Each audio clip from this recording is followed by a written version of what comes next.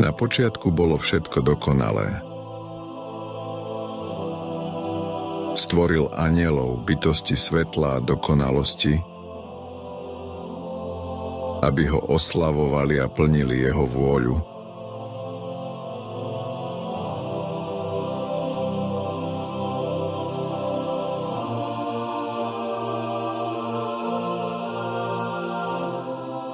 Medzi nimi bol jeden, ktorý vynikal krásou, múdrosťou a mocou.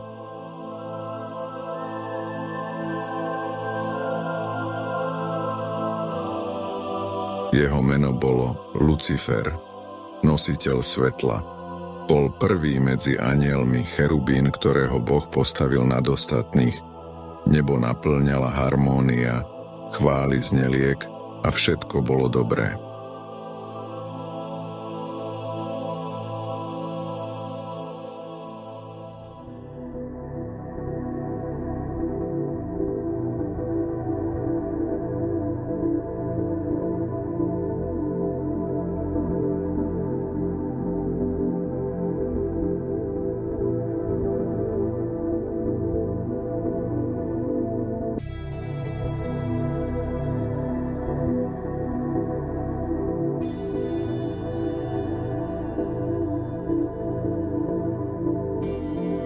Ale v srdci Lucifera sa začalo rodiť niečo temné. Zatúžil po sláve, ktorá patrila len Bohu. Pýcha ovládla jeho myseľ. Povedal si: povznášam svoj trón nad hviezdy Božie, budem sedieť na vrchu zhromaždenia, budem ako najvyšší. Jeho túžba pomoci bola taká veľká, že začal zneužívať svoj vplyv medzi anjelmi. Lucifer presviečal mnohých, že Boh je nespravodlivý, že jeho vláda nie je dokonalá. Získal si tretinu nebeských bytostí, ktoré mu verili a pripojili sa k jeho vzbure. A prišiel deň, keď sa Lucifer postavil pred Boží trón. Povedal: neuznám tvoju vládu, budem vládnuť ja. Bolo to prvé vzopretie v stvorení, prvý akt zrady voči stvoriteľovi.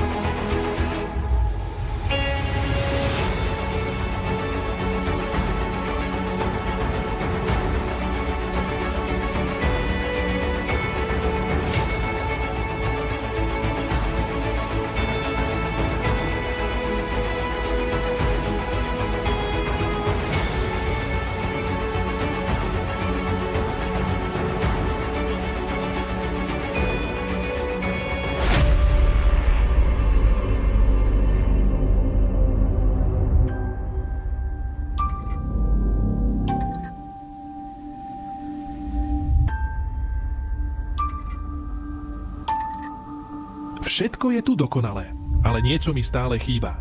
Prečo máme stále slúžiť? Prečo sa musíme neustále klaňať a pokorne plniť vôľu, ktorá je cudzia našim vlastným myšlienkam? Vždy si mal tie najväčšie pochybnosti, Lucifer. Ale to je náš údel, nie? Byť tými, ktorí plnia príkazy. Kto sme, ak nie sluhovia? Služobníci? Služobníci? Ak to naozaj sme, potom by sme mali byť niečím viac, než len bezduchými nástrojmi. Nie je to len o slúžení, je to o slobode. O možnosti vytvárať vlastný osud, vlastné rozhodnutie, Kto určuje, čo je správne a čo je zlé? Prečo nás neuznávajú ako rovnocenných? Lucifer, tvoja výzva je tvoje prekliatie. Ale možno máš pravdu. Prečo by sme mali byť len stvoreniami, ktoré niekto ovláda? Prečo sa nepostavíme a neprekážeme svetu našu pravú moc? Máme silu, ktorú nám on nikdy neuzná. Pozri sa na seba, Lucifer. Si jeden z najväčších, ak nie najväčší, z nás všetkých. A predsa vždy v pozadí. A všetko preto, lebo sme obmedzovaní jeho pravidlami.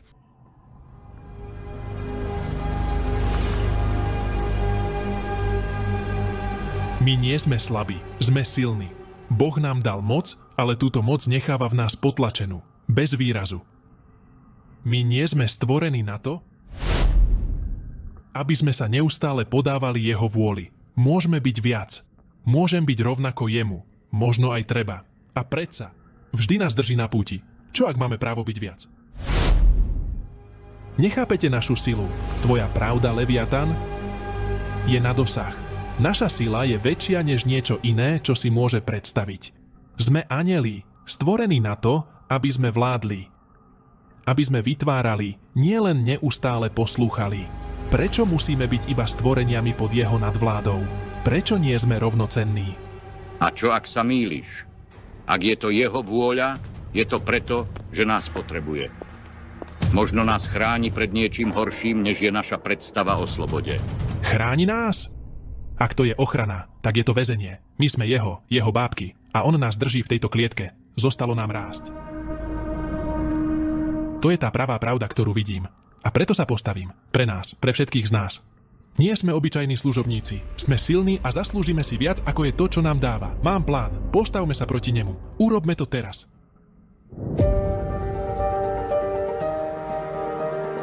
Nebeská vojna sa začala.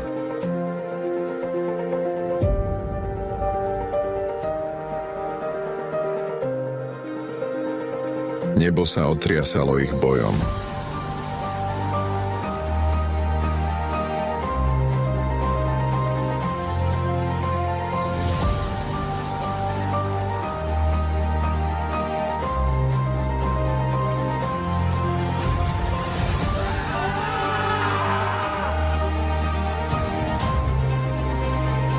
Lucifer presvedčil mnohých anjelov.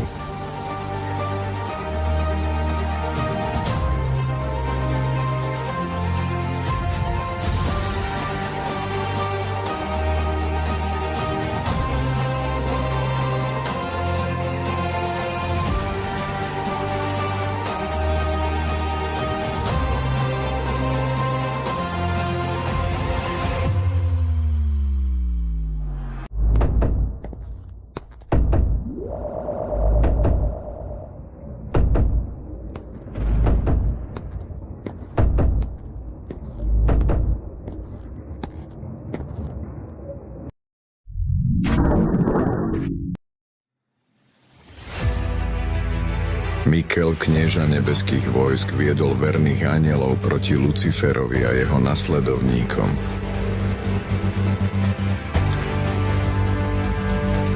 Ale vzbúra nemohla obstáť proti Božej moci. Boh vyriekol rozsudok.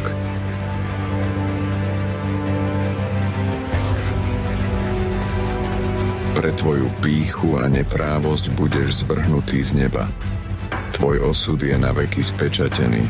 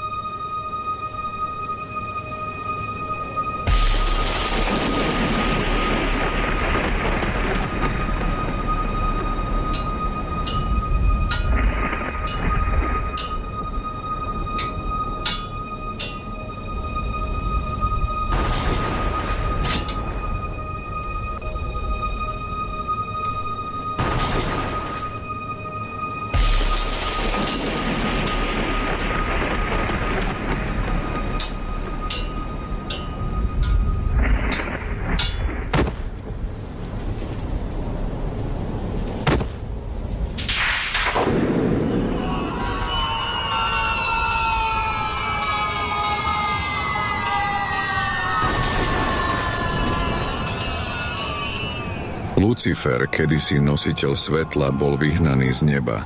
Stal sa satanom, protivníkom a jeho nasledovníci padli s ním. Od tej chvíle už nikdy nebolo nič rovnaké.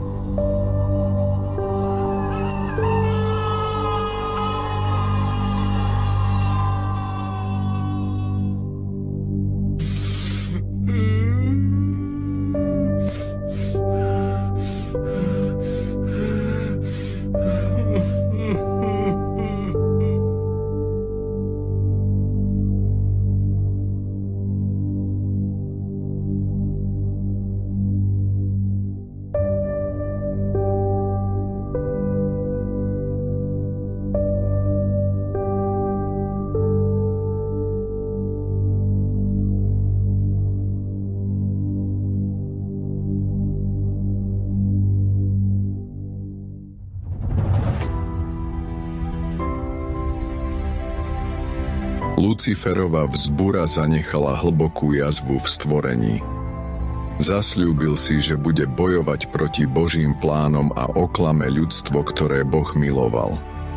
Ale aj keď sa temnota šírila, Boh zasľúbil víťazstvo. Jeho kráľovstvo je večné a jeho spravodlivosť neochvejná. Príbeh sa nekončí vzburou. Príde deň, keď Boh zničí všetku temnotu a jeho kráľovstvo zavládne na veky. Táto pravda je nezmeniteľná. Boh je víťaz. Na počiatku nebolo nič, len ticho, len temnota. A potom prehovoril Boh: buď svetlo, a svetlo zaplavilo temnotu. V 6 dňoch Boh formoval všetko, čo dnes poznáme. Nebesia a zem, moria a hory.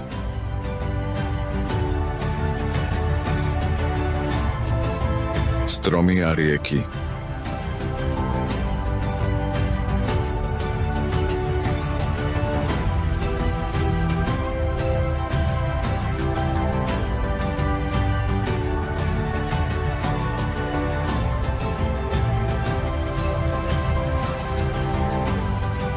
Stvoril každú živú bytosť, ryby, vtáky, zvieratá, všetko podľa svojho druhu.